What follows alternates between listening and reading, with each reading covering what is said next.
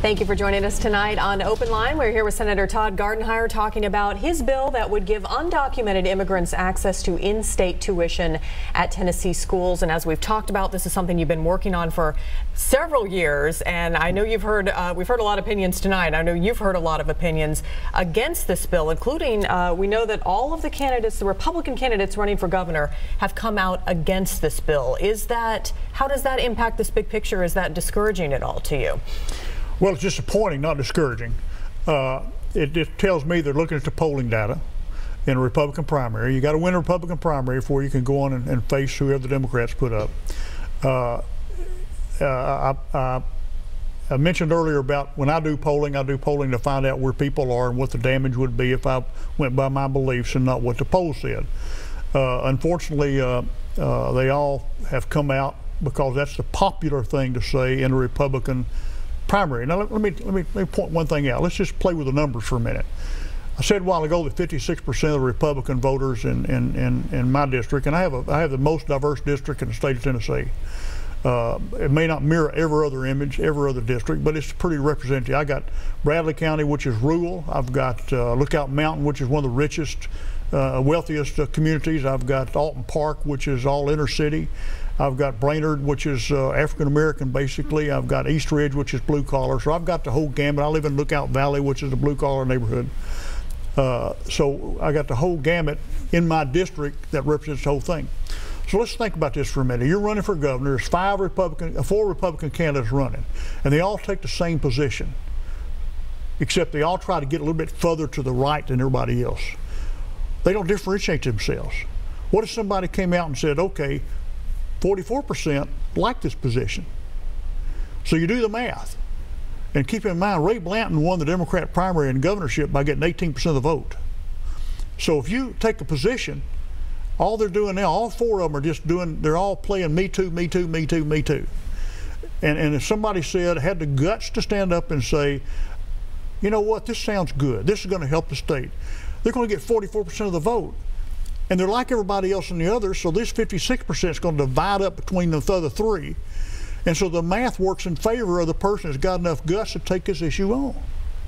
Now, I don't mind somebody. I've talked to two of them, two of the candidates, three of the candidates, and one of them was honest enough to talk about it. Two of them were honest enough to talk about it. One hasn't, and it doesn't bother me that they say I'm going to come out, I'm going to veto this bill, but then one of them forgot Reagan's 13th Amendment and 11th commandment, and that was you don't speak ill of your fellow Republicans. And Diane Black came out and attacked me for being on this thing. She said so-called conservatives who get elected and change their positions should be ashamed of themselves. Well, let me compare my credentials with anybody else that calls themselves a conservative. For one thing, in 1960, there was a meeting in Sharon, Connecticut at Bill Buckley's home where the conservative leaders of the time, philosophical conservatives, not your George Wallace or your Roy Moore type conservative, but your real conservative, philosophical, they all got together and gave a definition of what a conservative is. And that was called the Sharon Statement. Your listeners can Google it and they can see what it says. But here's the thing. If you think about the conservative icons of my lifetime, of elected officials and non-elected, who are they? Goldwater, Reagan, Jack Kemp. That's the elected ones. All right. Goldwater was, as a member of the NAACP for a long lifetime member. Reagan and Kemp, all three of those elected officials promoted having the Hispanics assimilated into our community. Now let's look at the unelected people. You had Bill Buckley, you had William Rusher, and M. Stanton Evans. Same thing. They all promoted not this bill, but being open to the Latino population assimilating, or any population assimilating into it. So for anybody to say that you're not a conservative because your heart is for the Hispanics, they're absolutely out of their mind.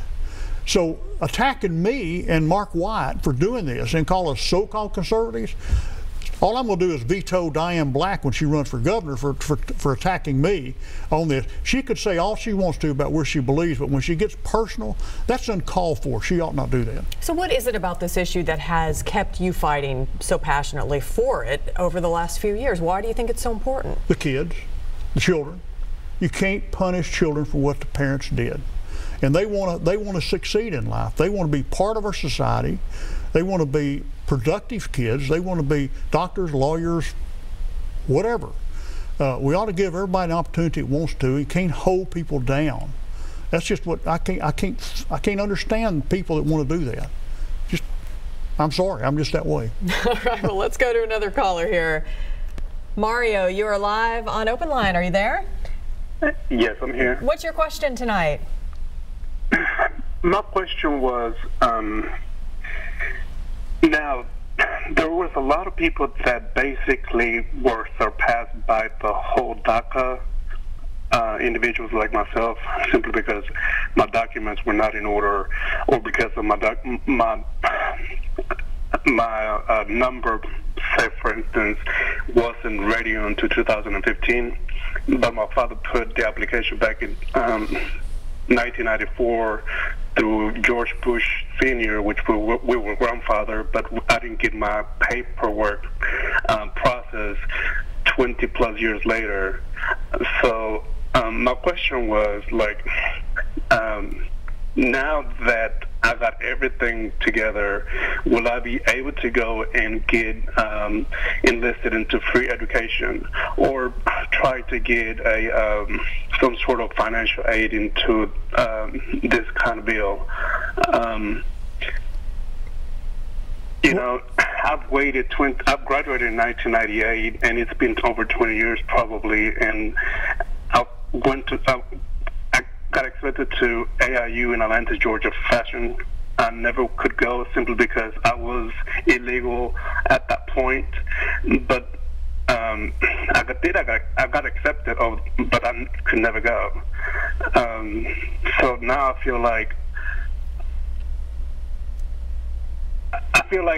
I'm kind of like lost in the midst of this whole DACA, this whole immigration system, because, you know, I've wasted pretty much 20 years of my life waiting for my documents to come into place. Okay. Thank you for calling, Mario. Well, he said two things that are incorrectly about this bill. He said, can he get free tuition? No, not under this bill. We don't have that. You got to pay. And second, there's no financial aid to these students. I'm sorry it's taken him 20 years to go through the system. That's one of the things that the immigration authorities in Washington and all around the country are just they're overwhelmed, and they can't probably do the job they ought to do. But that's not my deal. I'm not involved in that. I'm sorry that guy's been caught up in the system like that. But if my bill passes, unfortunately you would get no free tuition, and you'd get no benefits. You got to pay. That's the whole thing about it. You're going to have to pay in-state tuition to go to any of these schools. Okay. We're going to take another quick break, and we will come back with a little more Open Line, wrap things up when we come back. Thank you.